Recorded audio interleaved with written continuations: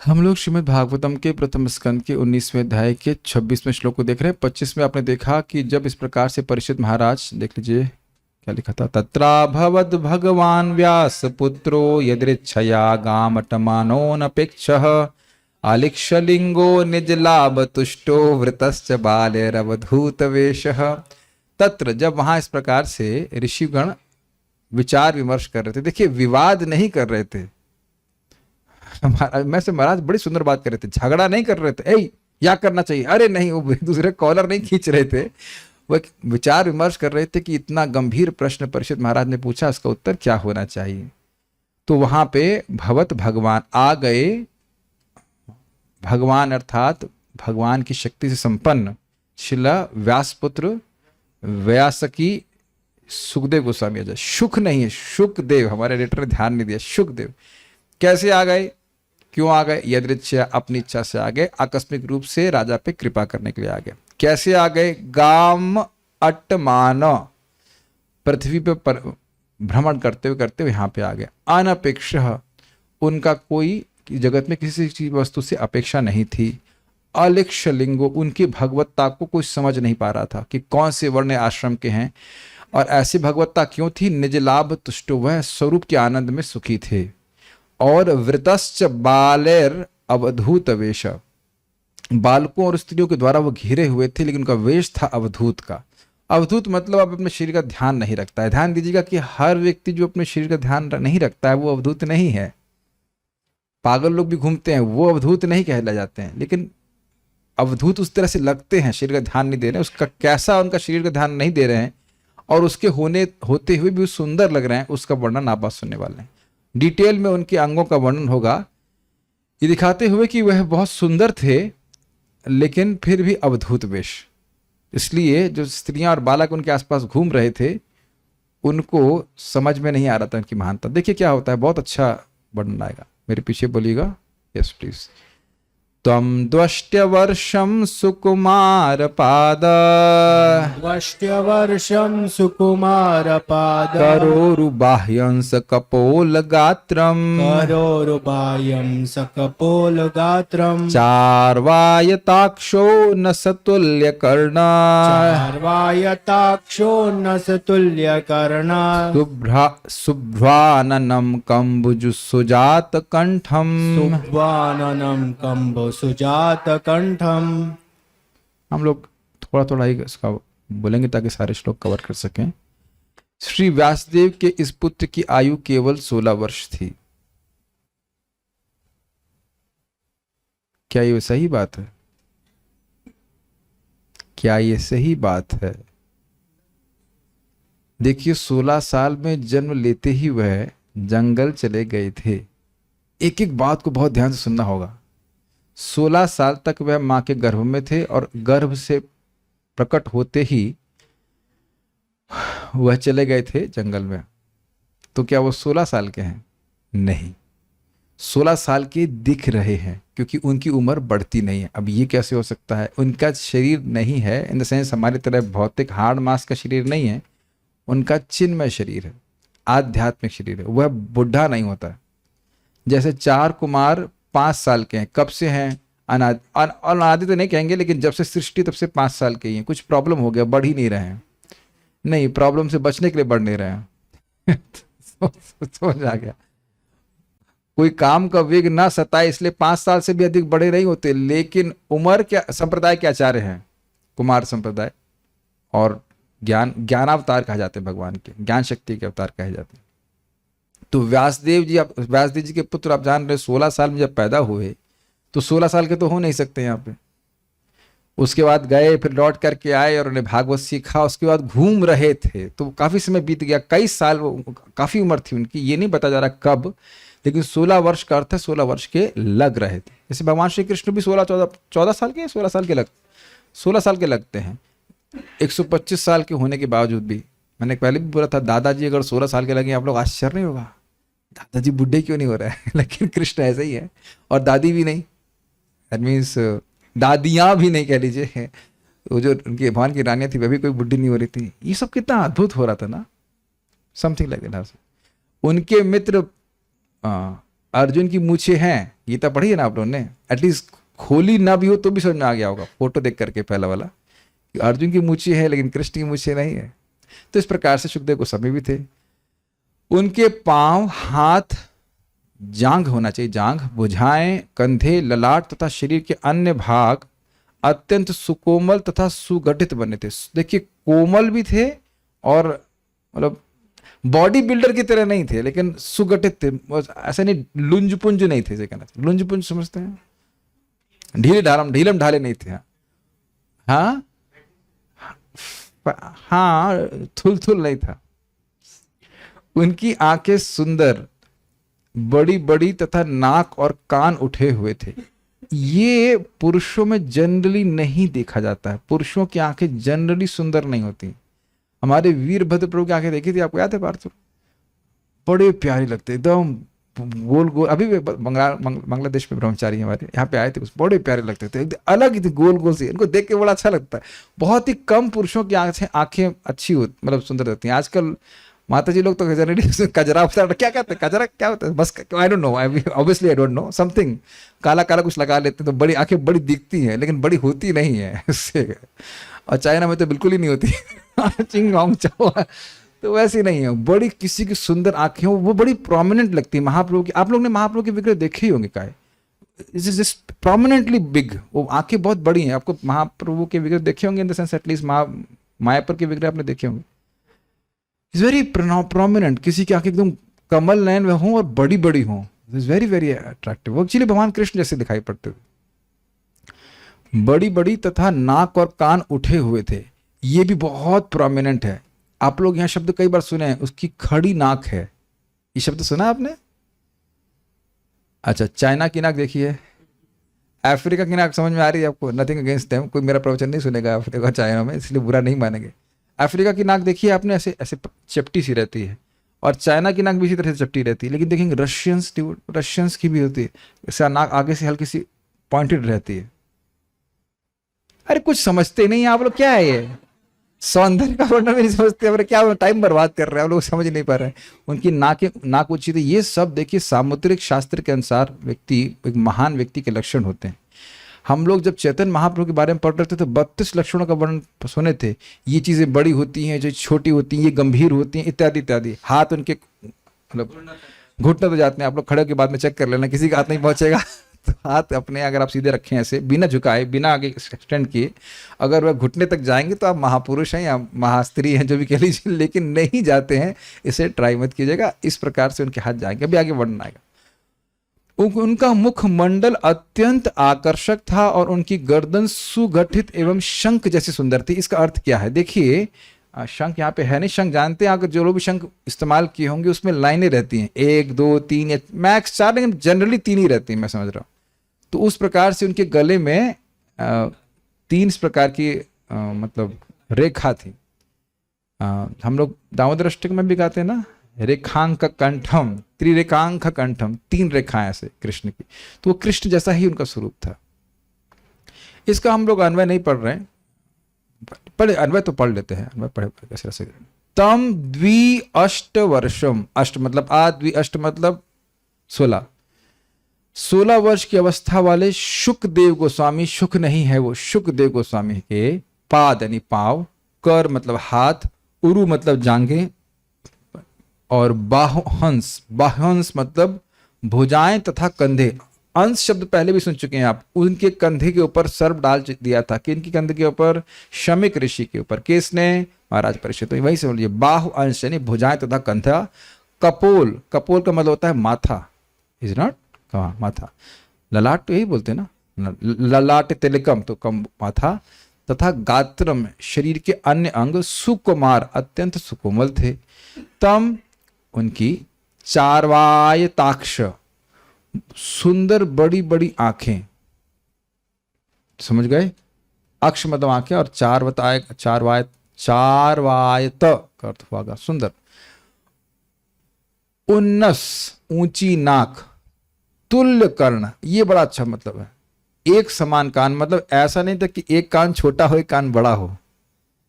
क्या ऐसा कभी आपने देखा है? होता है कभी कभी किसी के कान बराबर तो चलिए होते ही हैं, साथ साथ मान लीजिए कभी छोटा भी हो सकता है, उसमें कुछ एक कान का ये थोड़ा बड़ा हो जाए, ऐसा खिंच जाए, ऐसा हो देखा जाता है, तो ऐसा भी नहीं था।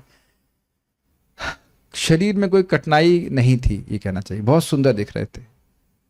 सुब्रु आननम, सुब्रु मतलब सुंदर और आनंद मतलब मुख, अत्यंत आकर्षक मुखमंडल था। अब ये बात बड़ी अजीब सी लग रही है। अभी आपने क्या सुना, अवधूत वेश, अलक्ष्य लिंग इत्यादि इत्यादि।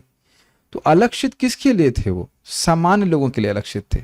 लेकिन आप यहाँ देख रहे हैं कि बहुत सुंदर स्वरूप उनका था, जिसको ऋषिगण समझ जाएंगे कि महान व्यक्ति हैं। फाइन, ठीक है। कंठम कंबु सुजात, गर्दन जो था यानी ये वाला भाग, ये शंख के समान मनोहर था, उसमें 3 रेखाएं इस प्रकार से थी। ठीक है, उसको हम तात्पर्य पढ़ते हैं। कुछ पानी है क्या? सम्मानित व्यक्ति का वर्णन पांवों से शुरू किया जाता है और यह सम्मानित प्रणाली शुकदेव गोस्वामी पर भी लागू की गई है। देखिए, साधु समाज में अगर कोई व्यक्ति आता है सम्मानित, तो उससे पूछते हैं कि चरण कहाँ से आए। अब चरण का मतलब ये नहीं कि केवल चरण आए, लेकिन उनकी वो पूछना चाहते हैं कि आप कहाँ से आए, लेकिन वो इस प्रकार से उनको संबोधित किया जाता है। वे केवल 16 वर्ष के थे, इसका आशा समझ गए। 16 वर्ष के वो दिखते थे।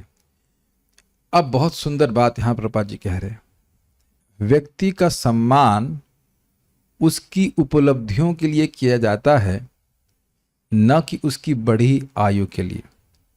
व्यक्ति अनुभव के आधार पर अधिक सियाना हो सकता है, आयु से नहीं। अब ये बहुत सुंदर बात है। देखिए, इस जगत में परम पूज्य राधानाथ महाराज बोल रहे थे, there are many old fools roaming around. Normally Maharaj इतने हैवी रहते नहीं है, बट इनका कहने की शैली बड़े अद्भुत थी। बहुत से मूर्ख बुढ़े घूम रहे हैं। देखिए, मान लीजिए कोई व्यक्ति पैदा हुआ और उसको क क घ भी नहीं सिखाया, बहुत जगह ऐसा होता है। तो ऐसा नहीं है कि समय बीतते बीतते उसको क ख ग अपने आप आ जाएगा, ऐसा होता है क्या? जैसे मुझे बंगाली क्यों नहीं आती है? क्योंकि बचपन से नहीं सीखा है। गुजराती का ग मतलब गुजराती भी नहीं आती है, या मलयालम में तेलुगु भी नहीं आती, तो क्या समय बीतते बीतते अपने आप तेलुगु का ज्ञान प्रकाशित हो सकता है? Does that make sense? और वो संस्कृत तो आप सब जानते ही हैं, इज इट नॉट? समय बीत रहा है तो संस्कृत सीख ही रहे हैं। समय बीतने से नहीं सीख रहे हैं, सामने आ रहा है, थोड़ा थोड़ा माथा मार रहे हैं तो आप सीख रहे हैं। तो पहली बात समझ लेना होगा अपने जीवन में कि समय बीतने से कुछ नहीं होता है, अनादिकाल से समय बीत गया है। एक बात तो दिमाग में घुसानी पड़ेगी, प्लीज समझिए। दुख भोगने से समझ में नहीं आता ही जगत दुख का घर है, सब लोग दुख तो भोग ही रहे हैं। अब एक प्रश्न ये होगा कि क्या अनुभव था शुकदेव गोस्वामी को? तो अनुभव ये था, भगवान श्री कृष्ण के ऐश्वर्य और माधुर्य का अतिशय अनुभव था। यस्यानुभावम अखिला श्रुतिसारमेकम, हम लोग रोज उसका रहे हैं। उनका अनुभव था कि भागवत कितनी मीठी है, भगवान के गुण कितने मीठे हैं। आगे आएगा कि हमसे रुका नहीं जा रहा है। कल हमारे श्याम सुंदर प्रभु हमको चलते चलते पूछ लिए, तो हम ऐसा लगता है भगवान किसी के मुख से बुलवा रहे हैं, कह रहे हैं कि और लोग भी तो भागवत बोल सकते थे ना, शुकदेव गोस्वामी जी से क्यों बुलवाया गया? इस पे परम पूज्य राधा गोविंद महाराज बड़ा सुंदर और बड़ा विनोदपूर्ण बात करते हैं। कहते हैं अन्य ऋषि भी हैं, हमसे रुका नहीं जा रहा, आगे आके हम बता दे रहे हैं अभी कि परशुराम भी जी है, लेकिन अब वो हमेशा कथा नहीं करते हैं। अब क्षत्रियों को लेकर के गर्दन काटना ये कोई बहुत अच्छी बात है नहीं। बहुत रोचक तरह से महाराज समझाए। फिर कहे कि भाई देखिए, नारद जी तो बोल सकते नहीं, व्यासदेव जी तो नहीं बोल सकते क्या? व्यासदेव जी बोल सकते हैं, उन्होंने ही भागवत का संकलन किया, लेकिन अन्य शास्त्र में दिमाग क्यों लगाया? कितना अद्भुत बात है। उनके जीवन को देखा जाएगा तो भले ही दूसरों के कल्याण के लिए किए, लेकिन लिखे ना महाभारत और ये और वो और क्या क्या नहीं लिखे, पुराण उपनिषद सब लिखे, क्यों नहीं भागवती केवल लिखा? ये प्रश्न आ सकता है। तो परशुराम जी नहीं ना, अच्छा ये व्यासदेव जी नहीं, तो नारद जी क्यों नहीं? तो कह रहे नारद जी भी हम भागवत में पढ़ेंगे कि कभी कभी हिरण्यकशिपु के पास जाकर उसका गुणगान करते हैं, यद्यपि उसी का हित के लिए करते हैं, वो भी शुद्ध भक्त है, लेकिन कभी कभी उनके भी मुख से कुछ हिरण्यकशिपु का गुणगान निकल गया। ये आप प्रवचन में भेज दूंगा, बड़ा इंटरेस्टिंग ऑब्जर्वेशन। लेकिन सुखदेव गोस्वामी तो भगवान कृष्ण के यश के अलावा कुछ बोले ही नहीं है, न कभी नहीं बोले, किसी से कुछ नहीं बोले। पहले तो आप जानते हो, अभी आप देख रहे हो, बात ही नहीं करते थे से, और जब बात करना शुरू किया तो केवल कृष्ण का यश ही बोल रहे हैं। इसलिए कृष्ण सुखदेव गोस्वामी का अनुभव बहुत अद्भुत है। और आप आगे सुनेंगे दूसरे स्कंद में, शुरुआत में सुन लेंगे कि परिनिष्ठो तो अपि निर्गुण्य, निर्गुण में पूरी तरह से होने के बाद भी भगवान के हरि के गुणों के द्वारा वो आकर्षित हो गए, इसलिए भी उनका अनुभव बड़ा महत्वपूर्ण है। तो देखिए, शरीर के साइज से ज्ञान का साइज नहीं होता है। इस पे घटना को बताएं, बड़ी रोचक। एक बार यमुनाचार्य बहुत छोटे बच्चे थे और उनके गुरु को एक विद्वाजन कोलाहल नाम के एक व्यक्ति ने हरा दिया, बड़ा उनको परेशान किया, और वो उनको कर देना था तो कर दे नहीं पाए। तो कर लेने के लिए उनके गुरु से, किसके गुरु से? यमुनाचार्य के गुरु से ये इनके चेले आए और बहुत अहंकार में थे।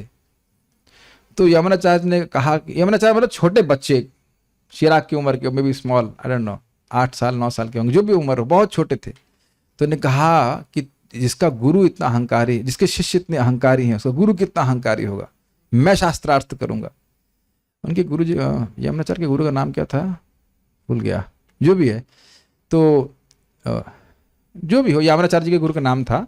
तो वो आए राजा के पास, लेकिन कहे कि मैं राजा के पास ऐसे नहीं जाऊंगा, अगर राज पुरोहित को मुझसे वाद विवाद करना है तो मेरे लिए वो आएगी, पालकी आएगी और उसमें चढ़ करके जाऊंगा मैं। अच्छा, इतना बड़ा अहंकार है, ठीक है। तो भेजा गया और वो आए। जब वो आए तो राज पुरोहित ने कहा, अरे ये बच्चा क्या मुझसे शास्त्रार्थ करेगा?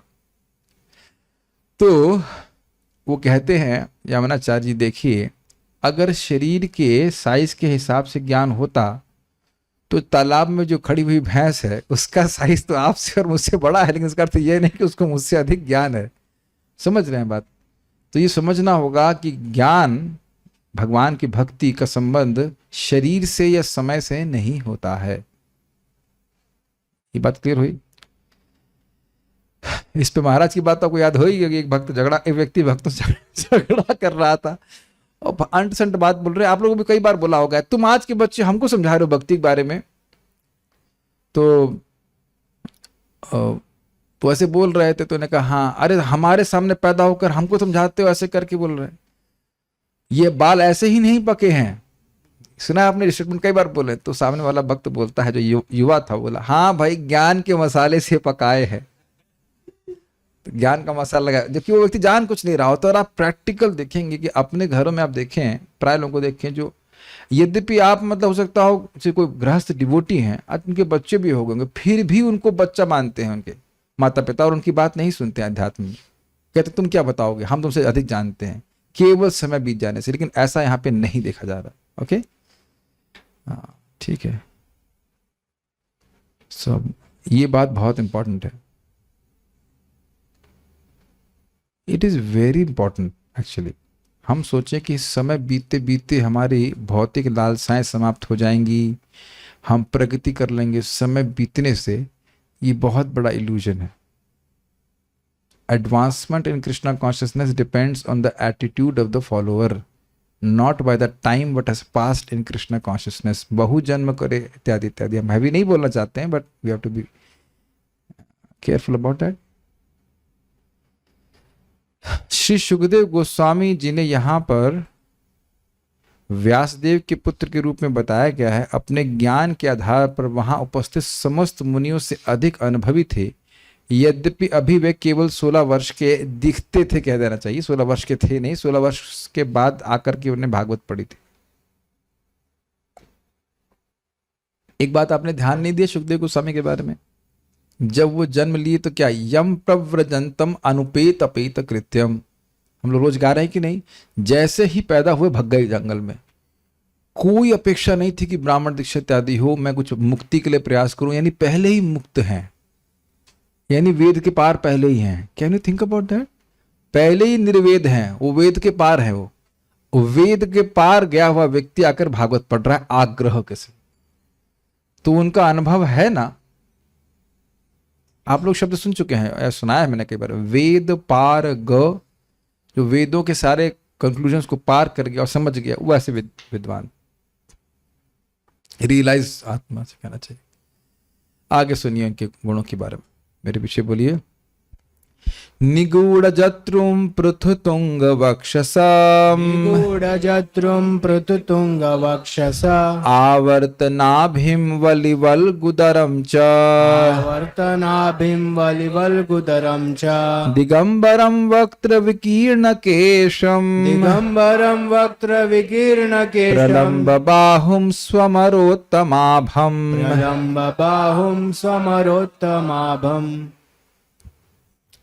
उनकी हंसली मासल थी। हंसली होता है ये कॉलर बोन। तो क्या इसका अर्थ क्या है? मासल थी मतलब अब लकीर चंद शर्मा नहीं थे महाराज। लकीर चंद शर्मा मतलब एकदम कमजोर नहीं थे। आपने देखा कुछ लोग, कुछ साधु लोग होते हैं एकदम से धंसा रहता सब कुछ अंदर। ये छाती वाला भाग अंदर धंसा रहता और ये हंसली, हंसली समझते हैं आप, कॉलर बोन, ये बाहर निकली रहती है। बहुत बहुत ज्यादा तपस्या करते तो इस प्रकार के हो जाते हैं, लेकिन ऐसी नहीं थी। वह मांसल हंसली वाले थे। उनके जो उनकी कॉलर बोन थी वह मांस के कारण या वो दिख रही थी, छुपी हुई थी। Make sense? ठीक है। छाती चौड़ी तथा मोटी, नाभि गहरी तथा उदर सुंदर धारियों से युक्त था। मतलब पेट थुलथुल भी नहीं था, सिक्स पैक भी नहीं था अगर कह लीजिए, लेकिन कुछ धारियां पेट में थी। इसे बहुत सुंदर लगता है। आई मीन क्या आप समझ ही रहे हैं? आजकल लोग एक्सरसाइज वगैरह करते हैं उस तरह पेट बनाने के लिए, वो तो बहुत ही गंदा लगता है। वो जो अजीब सा होता है, मतलब अजीब सा लगता है सब, सिक्स पैक टाइप का मसल से बनाते हैं, वैसा नहीं, बहुत सुंदर। भगवान श्री कृष्ण के भी इसी प्रकार की त्रिबली 1 2 3 लाइन जो है उनकी पेट में थी इस तरह से।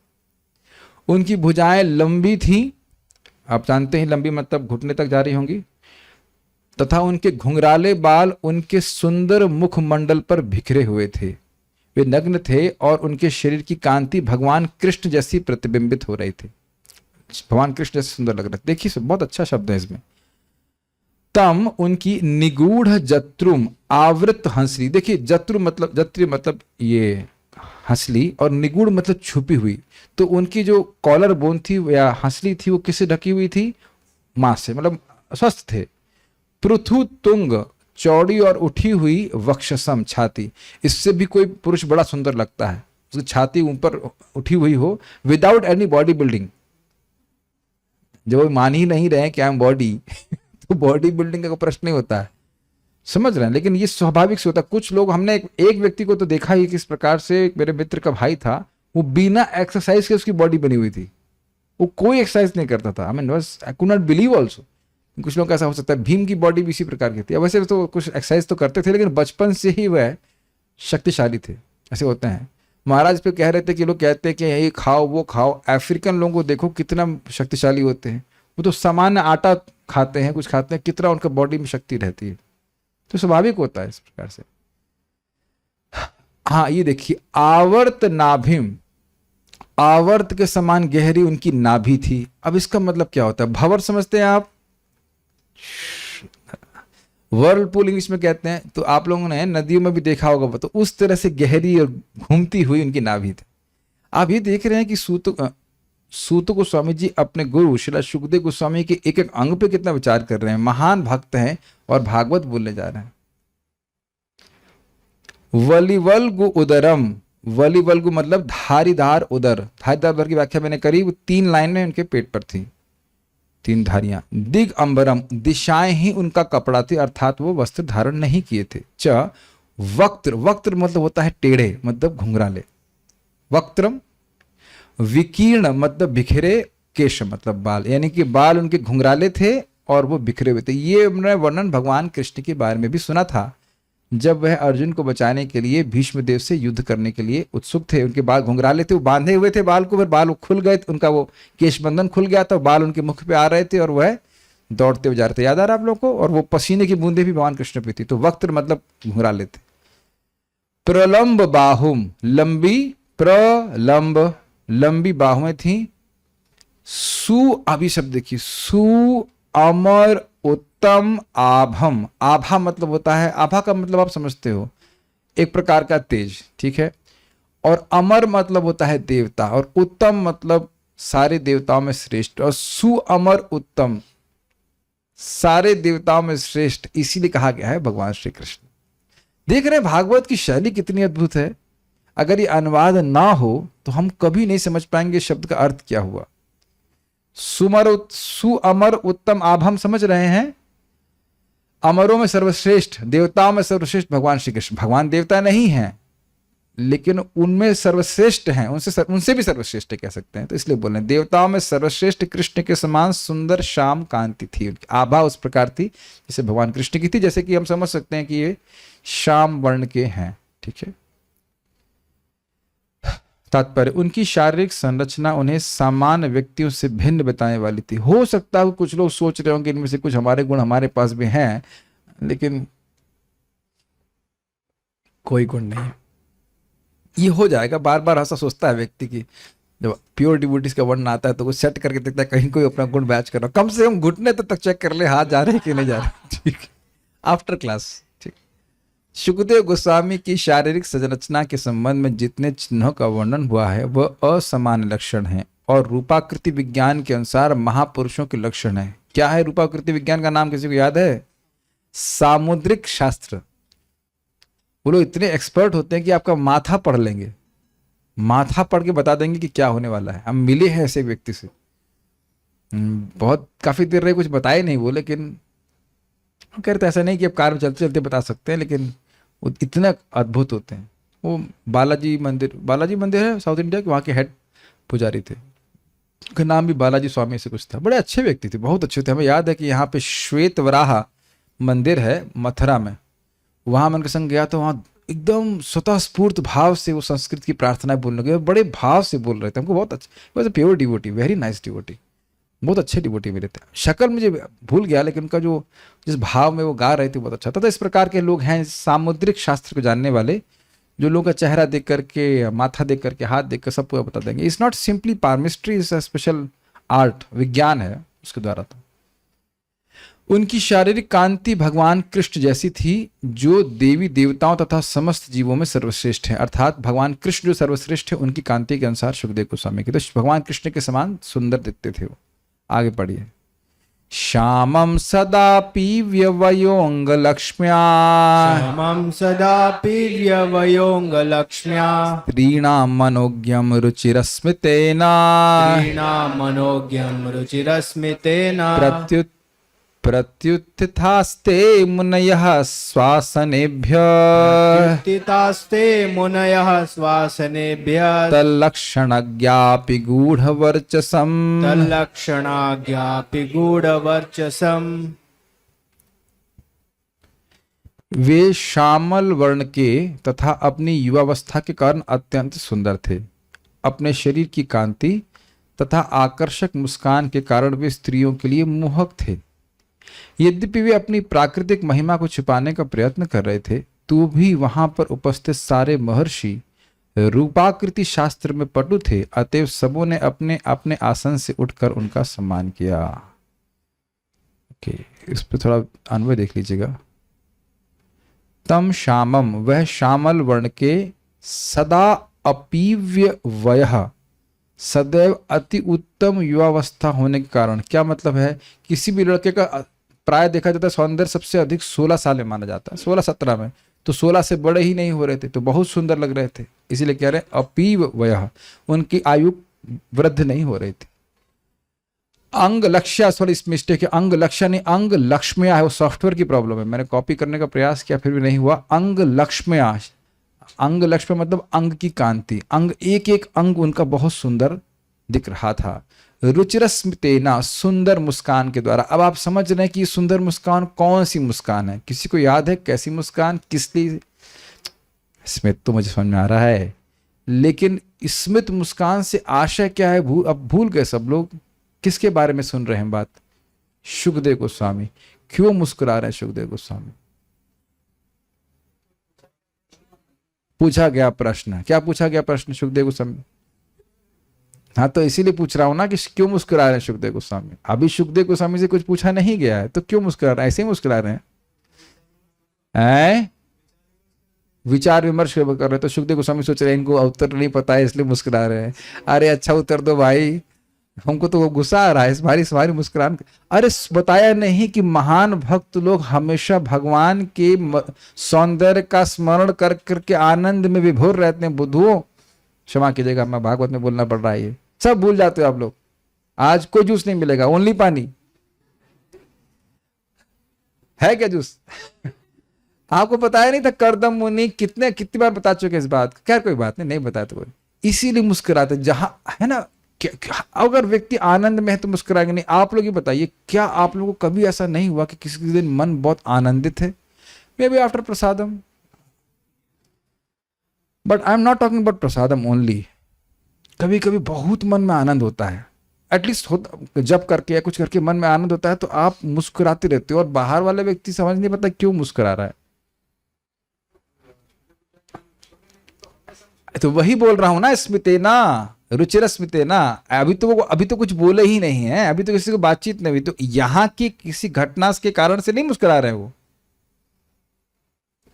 उनका भाई, हमारी मुस्कुराहट कम क्यों होती है, क्यों समाप्त होती है? क्योंकि शोचती या आकांक्षती, या तो शोक करना शुरू कर देते हैं, या आकांक्षा कर कुछ होती है, ये पद मिल जाए तभी हमारी मुस्कान गायब हो जाती है। अब ये तो सुना नहीं था आपने, निज लाभ तुष्ट, अपने स्वरूप के आनंद में सदा ही सुखी थे, तो इस प्रकार से वो मुस्कुरा रहे। तो वो मुस्कुराहट बहुत आकर्षक थी, इसलिए कह रहे हैं स्त्रीणाम मनोज्ञम, स्त्रियों के लिए मोहक मनोज्ञ, मन को बहुत प्रसन्न करने वाले वस्तु को मनोज्ञ कहा जाता है। तो उनको बहुत अच्छी लग रहे थे। गूढ़ वर्चसम, ब्रह्म तेज को छिपाए रखने पर भी उनका वर्चस, उनका जो ब्रह्म तेज था कि महान भक्त हैं, वह अन्य से वो छुपाए हुए थे। किस प्रकार से आप सुन ही चुके हैं, बाल बिखरे हुए हैं, अवधूत वेश है इत्यादि। रखने पर भी, यानी स्त्रियां नहीं समझ पा रही हैं कि भागवत जानते हैं। तत्लक्षणज्ञा, वे शरीर लक्षणों को जानने में पटु। कौन? ऋषि मुनि। घबराई, मतलब पहली बार सुन रहे हैं, मुझे पता है, लेकिन तत्लक्षण क्या, लक्षणों को जानने वाले। आप इससे पहले सुन चुके हो कि उनमें महापुरुष के लक्षण हैं, लेकिन स्त्रियां उनको बस सुंदर रूप में देख रही हैं, सुंदर लड़के के रूप में। यह नहीं देख पा रही हैं कि महान ऋषि हैं। होल्ड ऑन, 16 साल के लड़के से उम्मीद की जा सकती है कि बहुत बड़ा ऋषि होगा। आई मीन, अगर 4 कुमार यहाँ पे आ जाएं, वैसे वो तो बहुत तेजस्वी हैं, लेकिन हम समझ नहीं पाएंगे कि ये बच्चे क्यों आ गए। वाई एक बार भीमा प्रभु क्लास दे रहे थे, तो कह रहे थे कि जब जय विजय 4 कुमारों को देखे तो उन्होंने कहा कि why the daddy has not put their diapers. मजाक करते हो लोग, जो छोटे बच्चे हैं उनको कपड़ा क्यों नहीं पहनाया है करके। ऐसा जय विजय सोचते नहीं थे, लेकिन ऐसा कुछ तो, मतलब जब तक मुझे ऐसा कुछ बोल रहे थे, भाई ऐसा क्यों उन्होंने कहा, मुझे स्मरण आ रहा हो सकता है ना बोल रहे हो, लेकिन ऐसे ही कुछ वो बोल रहे थे। भाई क्या बात है। एक बार मैंने पूछा उन्हें कैसे मालूम चला भगवान विष्णु के बारे में, तो बोले their daddy told him. Daddy मतलब ब्रह्मा जी। ब्रह्मा जी ने भगवान विष्णु के बारे में बताया। लेकिन लगते कितने क्यूट हैं, आप जितनी बार फोटो देखेंगे 4 कुमारों के, अत्यंत प्यारे और क्यूट लगते हैं। 4 छोटे बच्चे 5 साल के, और ज्ञान में एकदम अद्भुत। की वहां पे भी आप देखेंगे जब वो पृथु महाराज के सामने आएंगे, तो पृथु महाराज जो विश्व के राजा, वो खड़े हो जाते हैं।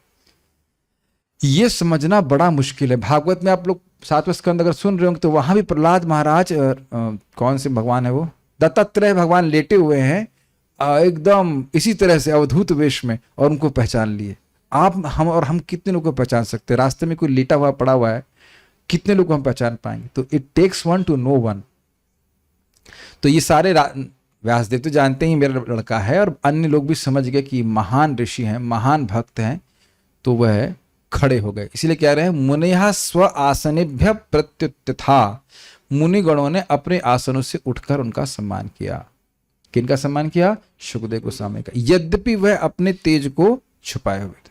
ठीक है, क्यों किया? क्योंकि वह महान व्यक्ति के लक्षणों को समझते हैं। आज की आखिरी श्लोक आपकी प्रसन्नता के लिए।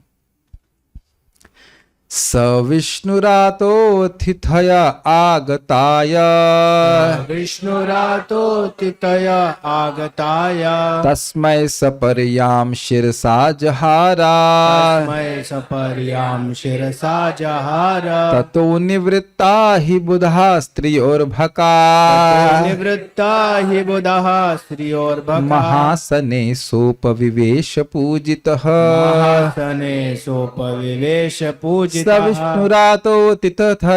सविष्णुरातोऽतिथया आगताय विष्णुरातोतिथय आगताय तस्मै सपर्यां शिरसा जहारा तस्मै सपर्यां शिरसा जहार ततो निवृत्ता हि बुधः स्त्रियोर्भका ततो निवृत्ता हि बुधः स्त्रियोर्भका महासने सोपविवेश पूजितः महासने सोपविवेश पूजितः। महाराज परीक्षित, जिन्हें विष्णुरात अर्थात सदैव विष्णु द्वारा रक्षित के नाम से भी जाना जाता है, उन्होंने मुख्य अतिथि सुखदेव गोस्वामी का स्वागत करने के लिए अपना मस्तक झुकाया। उस समय सारी अल्पज्ञ स्त्रियां तथा बालकों ने श्री सुखदेव गोस्वामी का पीछा करना छोड़ दिया। सबों से सम्मान प्राप्त करके सुखदेव गोस्वामी अपने श्रेष्ठ आसन पर विराजमान हुए।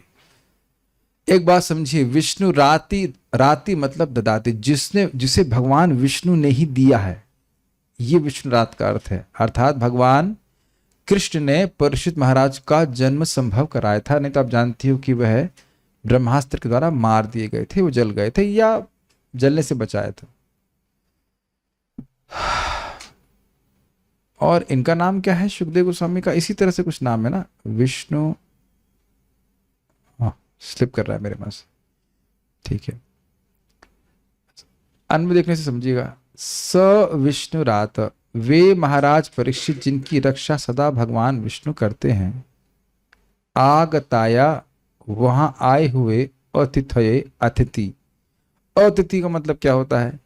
जो तिथि सूचना आदि बिना दिए आए उसे अतिथि कहते हैं।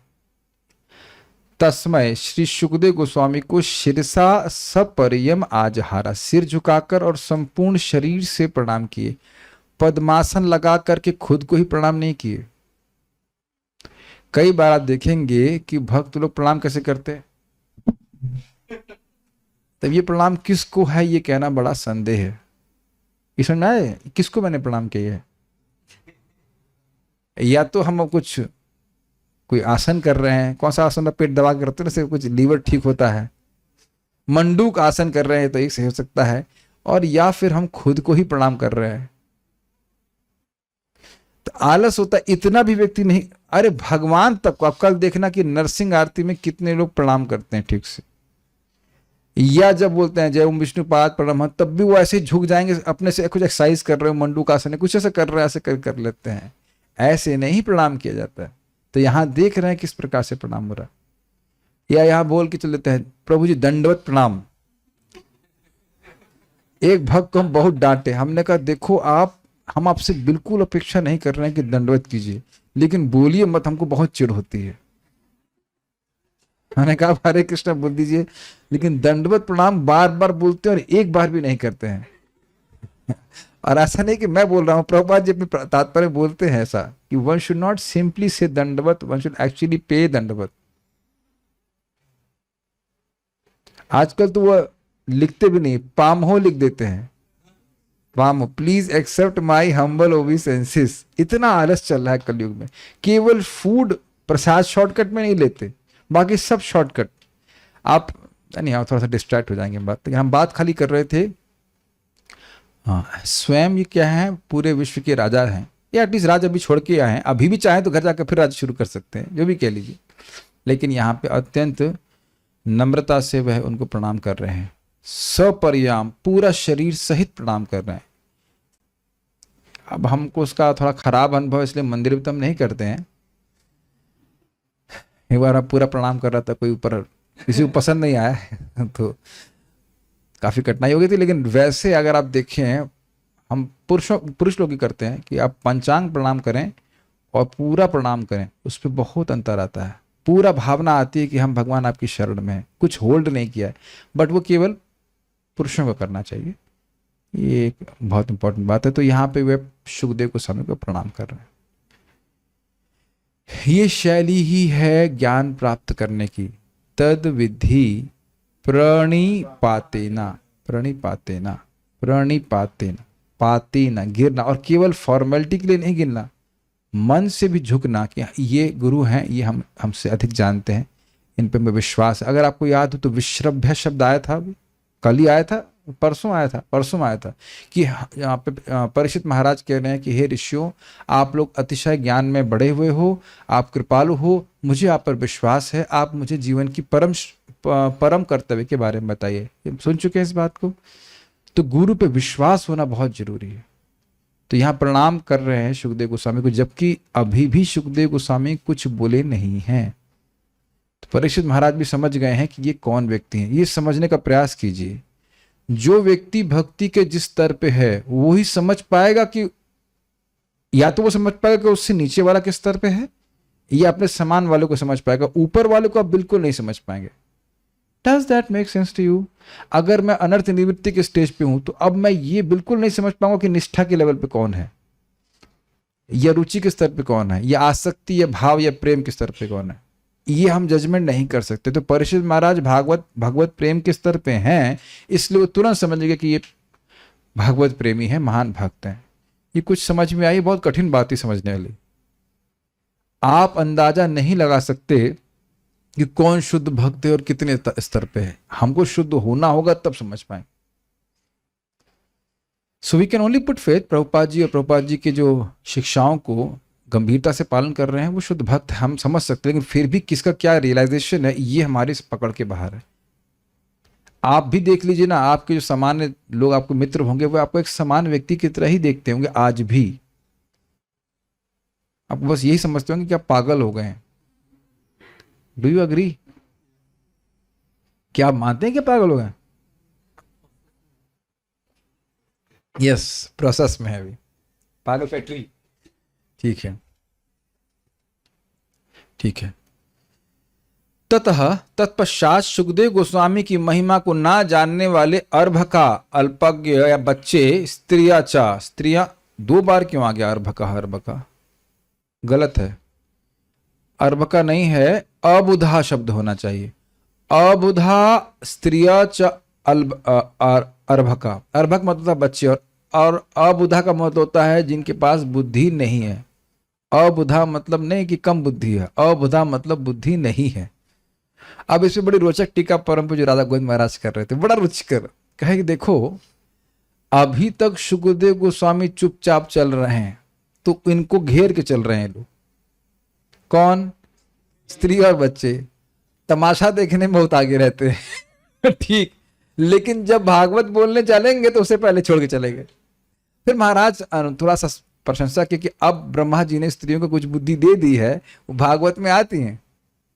नहीं, सही में महाराज का प्रवचन आप सुनेंगे तो क्या भगवान ने, ब्रह्मा जी ने स्त्रियों को कुछ बुद्धि दे दी है, भागवत में आती हैं। कहीं भी उसमें से भी कुछ लोग स्वेटर बुनेंगी कुछ माला बनाएंगी।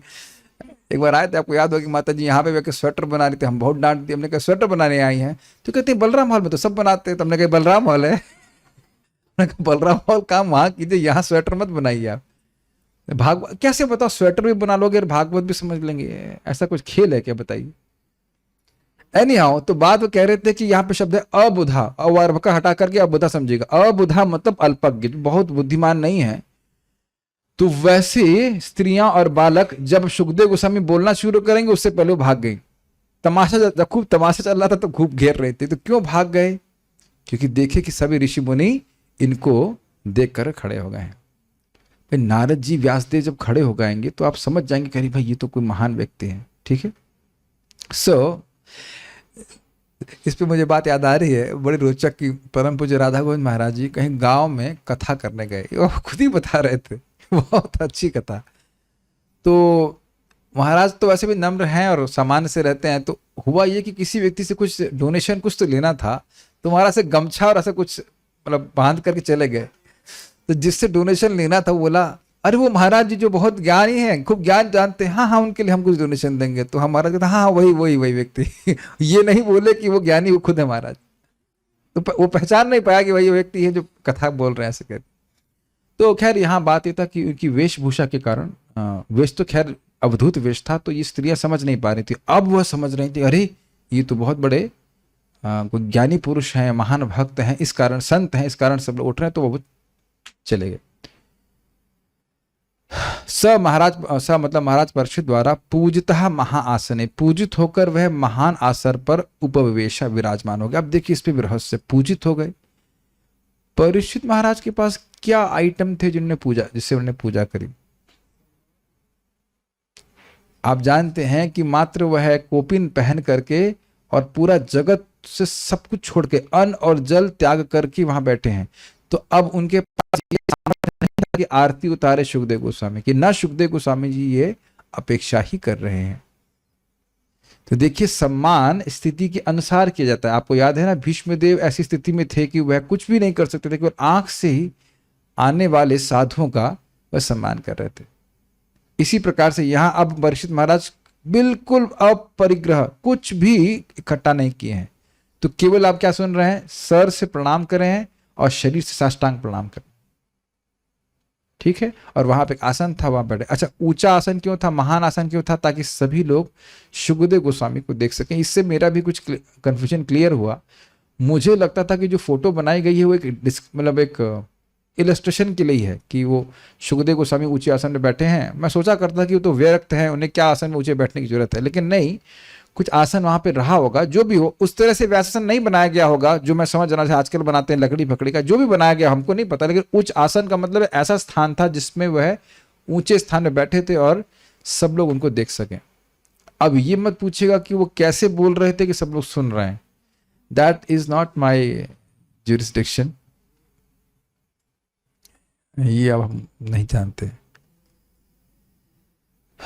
ओके, तात्पर्य, उस सभा में सुखदेव गोस्वामी के आगमन पर श्रीला व्यासदेव, नारद तथा कुछ अन्य ऋषियों के अतिरिक्त सभी लोग खड़े हो गए। क्यों?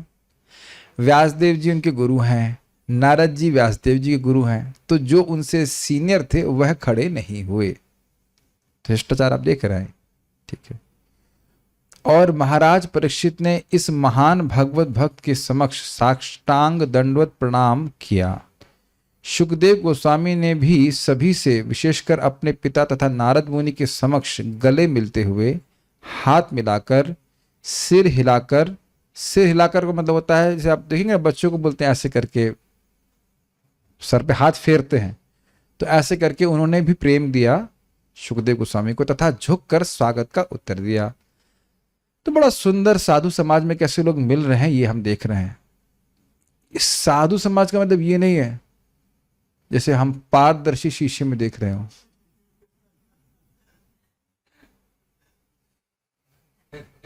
हरे कृष्ण हरे कृष्ण कृष्ण कृष्ण हरे हरे, इतना नाम में अब्जॉर्व हैं। कहीं मैं तो सुबह सुबह प्राय देखता हूं कि कहीं प्रणाम ना करना पड़े, इसलिए हम घूम जाते हैं। उधर से वो आ रहे हैं, चलो प्रभु इधर से, अरे देखे ना है?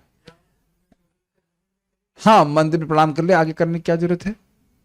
वो तो चलो एक अलग बात है, वो तो चलो एक अलग बात है, लेकिन ये भी देखा जाता है कि जान रहे उधर से प्रभु जी आ रहे हैं या महाराज जी आ रहे हैं तो घूम जाएगा उधर से। ये स्थिति है। जबकि जितनी बार हम किसी भक्त को प्रणाम करते हैं, पहली बात तो देखिए प्रणाम करते हैं भगवान को, उनके जो हृदय में है। मुझे याद है एक बार मैंने आयेंद्र प्रभु को प्रणाम किया, बड़ा रुचिकर घटना। जो समाधि के पास में जा रहे थे, हमको बहुत उनके प्रति बहुत सम्मान की भावना लगती है, हमको बड़े प्यारे भी लगते थे। हम डरते थे उनसे, डांट देंगे कुछ कर देंगे, लेकिन हमको बहुत प्यारे लगते थे।